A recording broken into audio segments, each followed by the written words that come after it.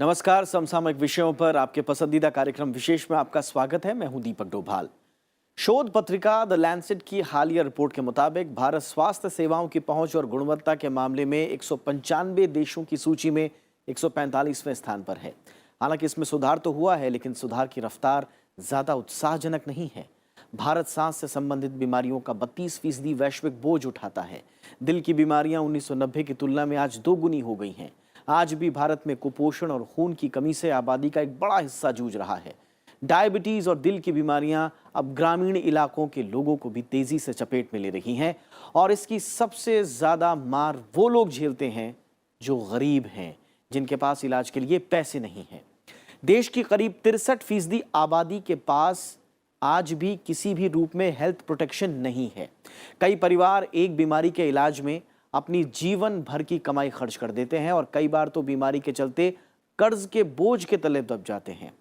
ऐसे ही गरीब और जरूरतमंद लोगों तक मुफ्त और बेहतर स्वास्थ्य सेवा उपलब्ध कराने के लिए आयुष्मान भारत योजना शुरू की जा रही है। दुनिया के इस सबसे बड़े सरकारी स्वास्थ्य कार्यक्रम की शुरुआत 23 सितंबर को रांची से होने जा रही है। आज विशेष में जानेंगे इस योजना के बारे में, जानेंगे कि कौन लोग इस योजना के पात्र हैं और इस योजना से कैसे आम जनता को लाभ मिलेगा। तो शुरू करते हैं आज का विशेष।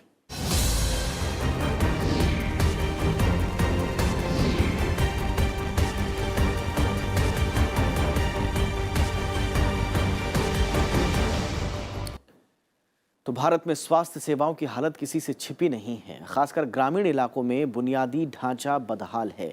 सरकारी अस्पतालों में ठीक से इलाज नहीं हो पाता, और जो अच्छे अस्पताल हैं वो आम आदमी की पहुंच से बाहर हैं।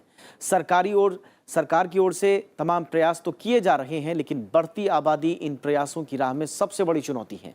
लेकिन अब दुनिया का सबसे बड़ा सरकारी स्वास्थ्य कार्यक्रम भारत में शुरू होने वाला है। जी हाँ, हम बात कर रहे हैं आयुष्मान भारत योजना की। प्रधानमंत्री नरेंद्र मोदी 23 सितंबर को झारखंड की राजधानी रांची से इस योजना की शुरुआत करेंगे। नरेंद्र मोदी सरकार की महत्वाकांक्षी आयुष्मान भारत योजना 23 सितंबर को लॉन्च होने जा रही है। प्रधानमंत्री नरेंद्र मोदी रांची के प्रभात तारा मैदान से इस योजना की शुरुआत करेंगे। 5 लाख रुपए के स्वास्थ्य बीमा योजना के लिए करीब 27 राज्यों और केंद्र शासित प्रदेशों ने हामी भर दी है। केंद्र की योजना का नाम प्रधानमंत्री जन आरोग्य योजना भी है। इस योजना से देश भर के सरकारी और निजी क्षेत्र के 15,000 से ज्यादा अस्पताल जुड़ने जा रहे हैं। नीति आयोग के मुताबिक इनमें से 7,500 आवेदन निजी अस्पतालों से हैं। वहीं कुछ राज्यों ने अस्पतालों को पैनल में शामिल करने की प्रक्रिया अभी शुरू की है। इस योजना से 10 करोड़ 74 लाख गरीब परिवारों को स्वास्थ्य बीमा उपलब्ध हो पाएगी, यानी 50 करोड़ से ज्यादा लोग इसके दायरे में होंगे। ये योजना माननीय प्रधानमंत्री जी परसों झारखंड से लॉन्च करेंगे, और जब माननीय प्रधानमंत्री जी झारखंड से लॉन्च करेंगे उसके बाद सारे प्रदेशों में माननीय मुख्यमंत्री और माननीय गवर्नर उस प्रदेश के, वो भी प्रदेश में लॉन्च करेंगे। और उसके साथ साथ ज़िलों में भी जो वहाँ पे सांसद हैं और एमएलएज़ हैं वो इस योजना को रोल आउट करेंगे। ये योजना है गरीब लोगों के लिए, या गरीबी स्तर से थोड़ा सा जो ऊपर लोग हैं, तो करीब 10 लाख परिवार इसमें शामिल हैं, करीब 50 करोड़ लोग। और उनको गंभीर बीमारियों के लिए जब वो बड़े अस्पतालों में जाते हैं और उसमें वहाँ पे भर्ती होते हैं, उनका पूरा खर्चा इस स्कीम में सम्मिलित है, और हर एक परिवार को हर एक साल 5 लाख रुपए तक का खर्चा शामिल है इस योजना में। दरअसल ये योजना 23 सितंबर को शुरू तो हो रही है, लेकिन प्रभावी रूप से ये 25 सितंबर को पंडित दीनदयाल उपाध्याय की जयंती के मौके पर अमल में आएगी। नीति आयोग के मुताबिक इस योजना से चालू वित्त वर्ष में सरकार पर इससे 3500 करोड़ रुपए का बोझ आएगा।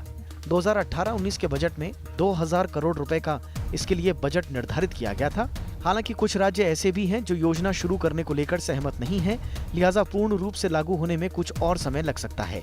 इस योजना के लागू होते ही देश की कुल आबादी का 40% हिस्सा इसके दायरे में आ जाएगा। पूरे विश्व में इस स्तर की सोशल इंश्योरेंस स्कीम जिसको कहते हैं वो आज तक लागू किसी ने भी नहीं की है। मतलब वर्ल्ड की ये सबसे बड़ी हेल्थ इंश्योरेंस और हेल्थ प्रोटेक्शन स्कीम होने जा रही है।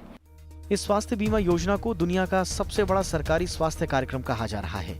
खर्च के बंटवारे की बात करें तो योजना का 60% खर्च केंद्र सरकार उठाएगी, जबकि बाकी का राज्य। योजना की शुरुआत के लिए झारखंड समेत तमाम राज्यों ने व्यापक इंतजाम किए हैं। कई राज्य अपने अपने यहाँ इस योजना को शुरू करने के लिए खास तैयारियों में जुटे हुए हैं। रांची में पात्र लाभार्थियों को 5 लाख तक मुफ्त चिकित्सा देने के लिए ऑनलाइन निबंधन और सत्यापन का काम Rajendra institute of medical science यानी रिम्स में शुरू हो चुका है। इसमें से चुने गए लाभार्थियों को 23 सितंबर को प्रधानमंत्री नरेंद्र मोदी गोल्डन कार्ड भी देंगे। प्रधानमंत्री आयुष्मान भारत योजना की लॉन्चिंग के साथ ही कोडरमा और चाईबासा में बनने वाले मेडिकल कॉलेजों का शिलान्यास भी करेंगे। Bureau report, Rajya Sabha TV. दरअसल आयुष्मान भारत योजना को शुरू करने का मकसद देश के आम लोगों को स्वास्थ्य बीमा का फायदा देना है। इस योजना के तहत देश के 10 करोड़ 74 लाख परिवारों के लगभग 50 करोड़ से ज्यादा लोगों को 5 लाख रुपए तक का कैशलेस इलाज मिलेगा, जो हमने आपको बताया।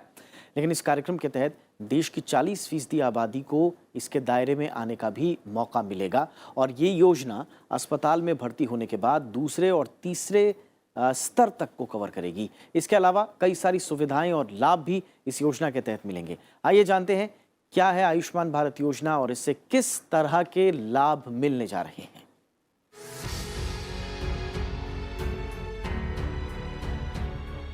आयुष्मान भारत योजना, जिसे प्रधानमंत्री जन आरोग्य योजना भी कहते हैं, इसके तहत देश के 10 करोड़ 74 लाख परिवारों को 5 लाख रुपए का हेल्थ इंश्योरेंस मिलेगा। इस योजना के दायरे में देश के करीब 50 करोड़ से ज्यादा गरीब लोगों को स्वास्थ्य बीमा का फायदा मिलेगा। सरकार ने इस योजना की पूरी जानकारी देने के लिए हेल्पलाइन नंबर और वेबसाइट लॉन्च कर दी है। इनमें उन सभी बातों को बताया गया है कि कौन कौन से लोग इस योजना के तहत लाभ उठा सकते हैं और किन्हें इसका फायदा मिलेगा और किसे नहीं मिलेगा। आयुष्मान भारत की गाइडलाइंस के मुताबिक ये पूरी तरह से कैशलेस और पेपरलेस होगा।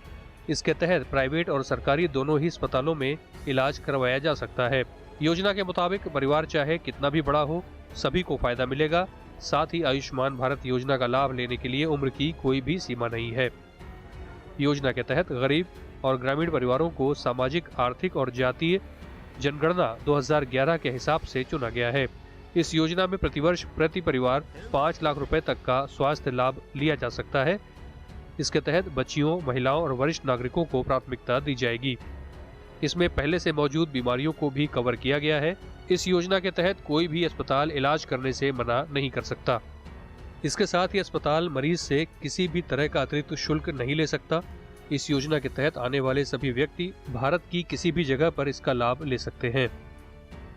कोई लाभार्थी, जो भी हमारा चयनित परिवार का सदस्य है, जब भी कभी उसको कोई बीमारी है जिसके लिए कि अस्पताल में भर्ती होना है, उसमें जितना भी खर्चा है अस्पताल में, चाहे वो दवाई का हो या डायग्नोस्टिक्स का हो या किसी प्रोसीजर का हो या खाने का हो, वो पूरा का पूरा इसमें सम्मिलित है और वो कैशलेस रूप में वहाँ पे उसको मिलेगा। उसको कोई इसमें खर्चा करने की आवश्यकता नहीं है। और शर्तें क्या क्या होंगी लाभ मिलने की? शर्त बस यही है कि वो हमारी सूची में होना चाहिए और तो इस समय करीब 50 लाख लोग हैं जो कि हमारी सूची में हैं, तो उसमें से कोई भी होगा। और अगर उसको हमने करीब 1350 हेल्थ कंडीशंस को चिन्हित किया है, तो उसमें से कोई भी हेल्थ कंडीशन है तो उसका लाभ मिलेगा। उसका ये तय कर लिया गया है कि जो socio economic caste census rural development ministry ने पब्लिश किया था 2011 में और उसको अपडेट किया गया था 2015 में, उसमें जो पुअर और वल्नरेबल कैटेगरी एक बनाई गई है जिसमें 7-8 इंडिकेटर्स हैं। उस इंडिकेटर में ये कहा गया है कि कौन ऐसे लोग हैं जो बहुत ही वंचित हैं। ये ऐसे लोग हैं जिनके पास छत नहीं है, सड़कों पे रहते हैं, या मैनुअल स्कैवेंजर्स हैं, जैसे हम आए दिन सुनते रहते हैं कि सीवर्स में डेथ्स हो जाती हैं जो सफाई कर्मचारियों की, वो इसमें कवर होंगे। तो समाज का सबसे जो गरीब तबका होगा वो इसमें कवर होगा। इसमें करीब 1350 मेडिकल पैकेजेस बनाए गए हैं। ये मेडिकल पैकेजेस जो हैं तरह तरह की बीमारियों को कवर करते हैं। जैसे एक सेक्शन जनरल सर्जरी का बनाया गया है, एक हार्ट एलिमेंट्स का बनाया गया है, एक ऑर्थोपेडिक्स हो जाएगा, एक ऑन्कोलॉजी हो जाएगा, कैंसर के कितने केसेस बढ़ रहे हैं। और एक जो स्पेशल पैकेज इसमें और जोड़ा गया है वो मेंटल हेल्थ, मतलब आपकी जो मानसिक स्थिति है उसको लेके भी पैकेज जोड़ा गया है। और इसमें मतलब जो सी सेक्शन सर्जरीज़ हैं उनका भी प्रावधान किया गया है कि अगर कोई पब्लिक सेक्टर का गवर्नमेंट हॉस्पिटल में महिला जाती है और वहाँ जनरल सर्जरी में कोई कॉम्प्लिकेशन हो जाती है और उसको ये रेकमेंड किया जाता है कि इसका सिजेरियन सेक्शन होगा, तो उस स्थिति में सिजेरियन सेक्शन कवर हो जाएगा पब्लिक हेल्थ फैसिलिटी में। सरकार ने अपनी गाइडलाइंस में ये भी बताया है कि कौन कौन से लोग आयुष्मान भारत योजना का लाभ नहीं उठा सकते। इस हिसाब से वे लोग आयुष्मान भारत योजना के पात्र नहीं हैं जिनके पास 2 पहिया, 3 पहिया, 4 पहिया वाहन और फिशिंग बोट है। वो जिनके पास 3 पहिया और 4 पहिया एग्रीकल्चरल इक्विपमेंट यानी ट्रैक्टर है, वे परिवार जिनके पास 50,000 रुपए से ज्यादा की लिमिट का क्रेडिट कार्ड है, जिस परिवार का सदस्य सरकारी नौकरी करता है, या वैसे परिवार जिसका गैर कृषि कारोबार सरकार में रजिस्टर्ड है। किसी परिवार में अगर घर का कोई सदस्य 10,000 रुपए से अधिक कमाता है तो वे इस योजना का लाभ नहीं उठा सकते। इसके अलावा इनकम टैक्स भरने वाले परिवार को भी इसमें शामिल नहीं किया गया है, या वैसे परिवार जो प्रोफेशनल टैक्स भरते हैं उन्हें भी शामिल नहीं किया गया है। ऐसे परिवार जिनके पास 3 या उससे अधिक कमरे का पक्की दीवार और छत वाला मकान है, जिनके पास रेफ्रिजरेटर और लैंडलाइन फोन है, साथ ही जिनके पास 2.5 एकड़ से ज्यादा एक सिंचाई यंत्र के साथ सिंचित भूमि है, जिनके पास 5 एकड़ से ज्यादा 2 फसल सीजन वाली सिंचित भूमि है, या जिनके पास एक सिंचाई यंत्र के साथ 7.5 एकड़ या उससे ज्यादा की जमीन है, वैसे लोग भी इस योजना में शामिल नहीं किए गए हैं। ये एक एंटाइटलमेंट बेस्ड स्कीम है, ये एनरोलमेंट बेस्ड स्कीम नहीं है।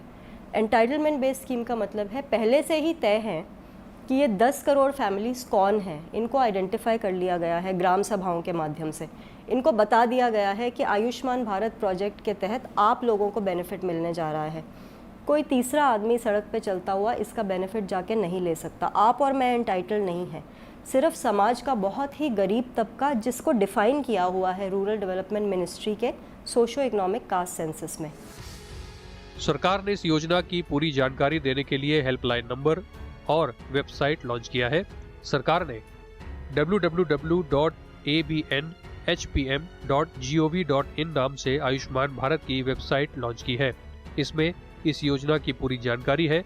जल्द ही इस वेबसाइट पर इस योजना से जुड़े हॉस्पिटल्स की सूची भी जारी कर दी जाएगी। इसके अलावा एक हेल्पलाइन नंबर 14555 भी जारी किया गया है।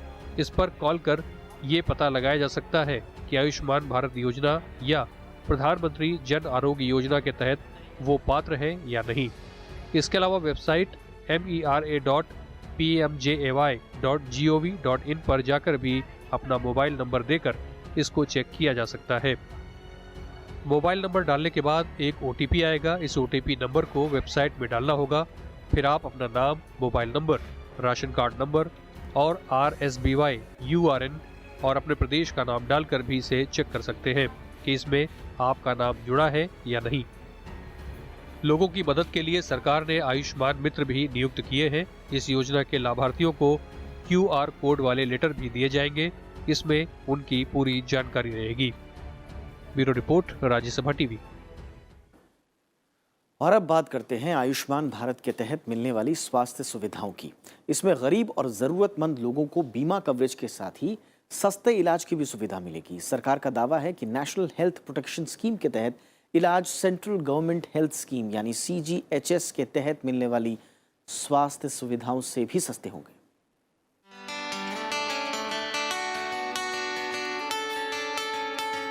नेशनल हेल्थ प्रोटेक्शन स्कीम के लिए कुछ वक्त पहले मई महीने में स्वास्थ्य मंत्रालय ने 1354 पैकेज की एक रेट लिस्ट तैयार की थी। इसमें से 23 पैकेज गंभीर बीमारियों से संबंधित हैं। इनमें हड्डी रोग, कार्डियोलॉजी, कैंसर और आंख की बीमारियां शामिल हैं। योजना के तहत बीमारियों का इलाज केंद्र सरकार की हेल्थ स्कीम CGHS से 20% तक सस्ता होगा। इस योजना पर सरकार को हर साल करीब 11,000 करोड़ रुपए खर्च करने होंगे। एक व्यक्ति को ये बीमा सुविधा देने के लिए करीब 1100 रुपए का खर्च आएगा। यह खर्च केंद्र और राज्य सरकारें मिलकर उठाएंगी। मेंटल हेल्थ, मतलब आपकी जो मानसिक स्थिति है उसको लेके भी पैकेज जोड़ा गया है। और इसमें मतलब जो सी सेक्शन सर्जरीज़ हैं उनका भी प्रावधान किया गया है कि अगर कोई पब्लिक सेक्टर का गवर्नमेंट हॉस्पिटल में महिला जाती है और वहाँ जनरल सर्जरी में कोई कॉम्प्लिकेशन हो जाती है और उसको ये रेकमेंड किया जाता है कि इसका सिजेरियन सेक्शन होगा, तो उस स्थिति में सिजेरियन सेक्शन कवर हो जाएगा पब्लिक हेल्थ फैसिलिटी में। लेकिन ये कुछ ऐसे प्रोसीजर्स हैं जो प्राइवेट सेक्टर में अवेलेबल नहीं किए गए हैं। उसमें से ये सी सेक्शंस ऐसी एक फैसिलिटी है, एक अपेंडिसाइटिस का ऑपरेशन सिर्फ पब्लिक सेक्टर के अस्पतालों में ही उपलब्ध होगा, और तीसरा हिस्टेरेक्टोमीज़ कहते हैं हम उसको, वो भी सिर्फ पब्लिक सेक्टर में लागू होगा, क्योंकि प्राइवेट सेक्टर में जो पिछली जानकारी के हिसाब से इन 3 सेक्टर्स में बहुत मिसयूज़ होता है। क्योंकि हम आए दिन देखते हैं कि एक गर्भवती महिला हॉस्पिटल जाती है, अगर उसकी नॉर्मल सर्जरी भी होनी हो तो डॉक्टर अक्सर उसे पुश करते हैं कि आप सिजेरियन कर लीजिए, या महिला खुद कहती है कि मैं सिजेरियन करना चाहती हूँ। तो इस मिसयूज़ से बचने के लिए 3 ऐसी सेक्शंस हैं, एक तो सी सेक्शन सर्जरीज, एक अपेंडिसाइटिस, हिस्टेरेक्टोमीज़ और मेंटल हेल्थ पैकेजेस। ये सिर्फ गवर्नमेंट सरकारी अस्पतालों में उपलब्ध होंगे। बाकी जितने भी 1350 मेडिकल पैकेजेस हैं, करीब 23 मेडिकल स्पेशलिटीज़ को कवर करते हैं। ये तमाम पैकेजेस जितने भी अस्पताल एम्पैनलमेंट के लिए आगे आएंगे, मेरी जानकारी के हिसाब से 10,000 अस्पताल प्राइवेट और गवर्नमेंट तो ऑलरेडी आएंगे ही इस प्रोग्राम में, प्राइवेट अस्पतालों ने अप्लाई किया है सरकार को कि हम इसमें एम्पैनल होना चाहते हैं। तो ये तमाम सुविधाएं अब इन अस्पतालों के माध्यम से मरीजों को मिलेंगी। योजना के तहत इलाज का एक रेट कार्ड जारी किया गया है। इसके मुताबिक अस्पताल मरीज से एंजियोप्लास्टी के लिए 65,000, घुटना प्रत्यारोपण के लिए 80,000 और सी सेक्शन के लिए 9,000 रुपए लेंगे। एक अनुमान के मुताबिक निजी अस्पतालों में एंजियोप्लास्टी के लिए 1.5 से 2 लाख रुपए, घुटना प्रत्यारोपण के लिए 3.5 लाख और सी सेक्शन के लिए 1.5 लाख रुपए तक वसूल रहे हैं। बीमारियों की इलाज की तय दरें मंत्रालय की वेबसाइट और NHPM के नए पोर्टल पर अपलोड की गई हैं। इस योजना के बाद बहुत बड़े बदलाव आएंगे हमारे स्वास्थ्य के क्षेत्र में। एक तो जो हमारे यहाँ अफोर्डेबिलिटी है, जब कोई बीमार होता है उसको अस्पताल जाता है तो उसकी जो अफोर्डेबिलिटी बड़े इम्प्रूव होगी। क्या होता है कि जो गरीब लोग हैं वो तो अक्सर जब बीमार पड़ते हैं तो अस्पताल जाते ही नहीं है, क्योंकि इतना बड़ा खर्चा होता है। जाते भी हैं तो उसके बाद उनको या तो कर्जा लेना पड़ता है या अपनी चीज़ें बेचनी पड़ती हैं, ज़मीन बेचनी पड़ती है, मवेशी बेचने पड़ते हैं, तो वो नहीं करना पड़ेगा। उनको सुविधा मिलेगी, उसके लिए उनको खर्चा नहीं करना पड़ेगा और वो सुविधा लेंगे समय पे। इस समय क्या होता है कि समय पे नहीं लेते हैं, वो थोड़ा डिले करते हैं क्योंकि उनको खर्चे के डर की वजह से वो जाते ही नहीं हैं। तो ये चेंज होगा, जब भी उनको कोई परेशानी होगी तो वो जाके चिकित्सा सुविधा लेंगे, और जब लेंगे तो उसमें उनको खर्चा नहीं करना पड़ेगा। एक तो बात होगी। दूसरा, हम देखेंगे कि इस समय जो प्राइवेट हॉस्पिटल्स हैं वो ज़्यादातर शहरों में हैं या बड़े बड़े शहरों में हैं। अब इस योजना के बाद क्योंकि इतना बड़ा तबका जो कि हेल्थ सर्विसेज चाह रहा है, तो उसको सर्व करने के लिए कई टियर 2, टियर 3 सिटीज़ में नए प्राइवेट अस्पताल, अच्छे अस्पताल खुल के आएंगे। तीसरा, इस योजना के माध्यम से जो क्वालिटी है, quality of services, specially private hospitals में और पब्लिक हॉस्पिटल में भी, प्राइवेट हॉस्पिटल्स में और पब्लिक हॉस्पिटल में क्वालिटी अच्छी होगी।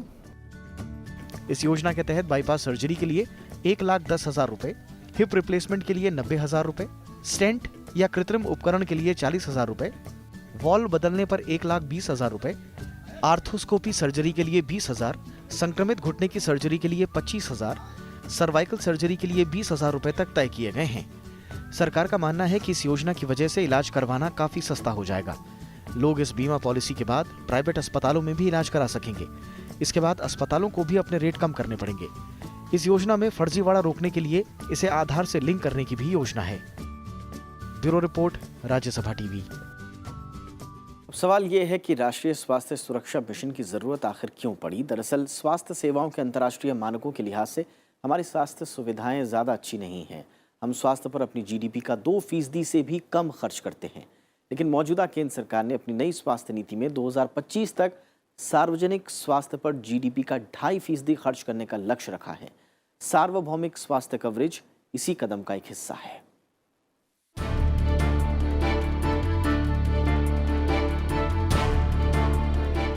72वें स्वतंत्रता दिवस के मौके पर जब लाल किले से अपने भाषण में प्रधानमंत्री नरेंद्र मोदी ने आयुष्मान भारत योजना लागू करने का ऐलान किया तो उनका मकसद था देश के हर गरीब को बीमारी के संकट से बचाना। और उसका परिणाम ये होने वाला है कि देश के गरीब व्यक्ति में अब बीमारी के संकट से जूझना नहीं पड़ेगा। दरअसल भारत सरकार देश के गरीब लोगों को उच्च गुणवत्ता वाली स्वास्थ्य सेवाएं देने के लिए प्रतिबद्ध है। इसके लिए सरकार ने आयुष्मान योजना के तहत स्वास्थ्य के क्षेत्र में हर संभव सुविधाएं देने का प्रावधान किया है। आयुष्मान भारत के तहत 2 तरह की स्वास्थ्य सेवाओं को अपनाया गया है। सबसे पहले स्वास्थ्य और कल्याण केंद्रों का निर्माण घरों के करीब लाना ताकि जल्द से जल्द स्वास्थ्य सेवा मिल सके, और दूसरा प्रधानमंत्री जन आरोग्य योजना, जिसके तहत गरीब और आर्थिक रूप से कमजोर लोगों को गंभीर बीमारियों के वक्त सही इलाज मिल सके। प्रधानमंत्री जन आरोग्य योजना सार्वभौमिक स्वास्थ्य कवरेज और सतत विकास लक्ष्य की दिशा में एक महत्वपूर्ण कदम है। सरकार काफ़ी स्तर पे काम कर रही है। एक तो जो फोकस है वो है कि जो हमारे यहाँ ह्यूमन रिसोर्सेज हैं उनको स्ट्रेंथन किया जाए। उसके लिए काफ़ी मात्रा में मेडिकल कॉलेजेस खोले जा रहे हैं, उनको उसकी क्वालिटी इम्प्रूव की जा रही है। उसके अलावा जो हमारा पब्लिक हेल्थ सिस्टम है उसको स्ट्रेंथन कर रहे हैं। आयुष्मान भारत के अंदर 2 पिलर हैं। एक पिलर तो ये प्रधानमंत्री जन आरोग्य योजना है जिसके बारे में मैंने आपको बताया पहले, और दूसरा पिलर है एक हेल्थ एंड वेलनेस सेंटर्स।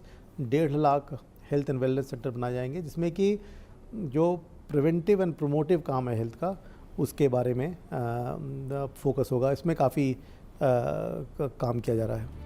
देश में स्वास्थ्य सेवाओं पर होने वाले कुल खर्च का करीब 70% निजी क्षेत्र से आता है। यानी हमारे यहाँ स्वास्थ्य सेवाओं के विकास पर जितना पैसा खर्च हो रहा है उसमें निजी क्षेत्र की हिस्सेदारी 2/3 के करीब है। हालांकि स्वास्थ्य को सेवा क्षेत्र माना जाता है और समझा जाता है कि इसकी स्थापना का उद्देश्य पैसा कमाना नहीं है, लेकिन ऐसा होता नहीं है। कई बड़े बड़े निजी अस्पताल CSR, जनसेवा या चैरिटेबल ट्रस्ट के नाम पर चल रहे हैं, लेकिन इनमें से बहुत सारे बाजारवाद की जकड़ में आ चुके हैं। सही इलाज न मिलने, समय पर इलाज न मिलने और इलाज का खर्च नहीं उठा पाने की वजह से हर साल लाखों लोग अपनी जान गंवा देते हैं।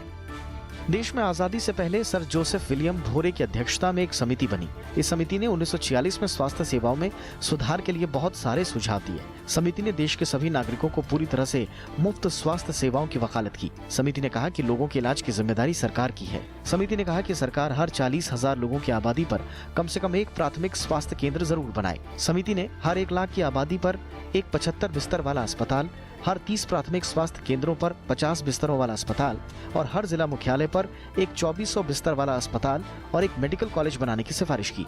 इसके अलावा समिति ने तपेदिक, मलेरिया, हैजा और तमाम वेक्टर जनित रोगों से बचाव के लिए खास कार्यक्रम बनाने और चलाने पर जोर दिया।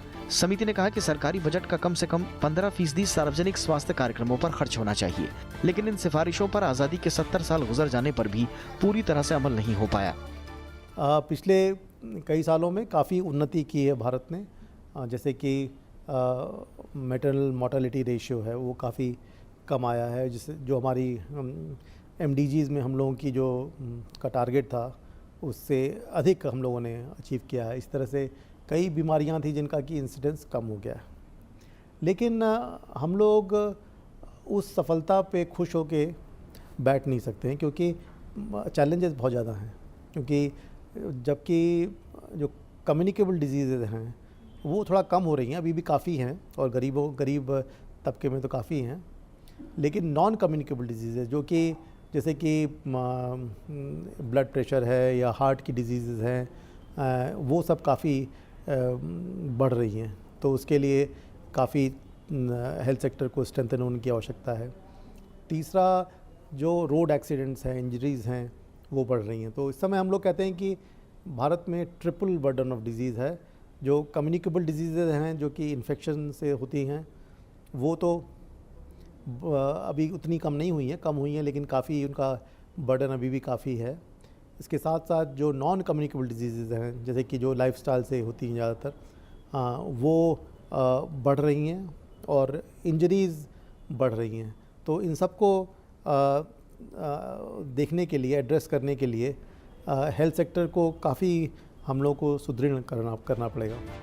सरकारी स्वास्थ्य सेवाओं की बदहाली के बीच निजी अस्पतालों में इलाज दिन ब दिन महंगा होता गया। पिछले 10 सालों में अस्पताल में दाखिल होने का खर्च 300% तक बढ़ गया है। इसे पूरा करने में लोगों की घरेलू बचत का एक बड़ा हिस्सा चला जाता है। ऐसे में स्वास्थ्य के क्षेत्र में आयुष्मान भारत एक नई क्रांति है। इस योजना के शुरू होने के बाद कोई भी गरीब इलाज कराने के लिए पैसे के अभाव में लाचार नहीं होगा। लीना शर्मा के साथ ब्यूरो रिपोर्ट, राज्यसभा टीवी।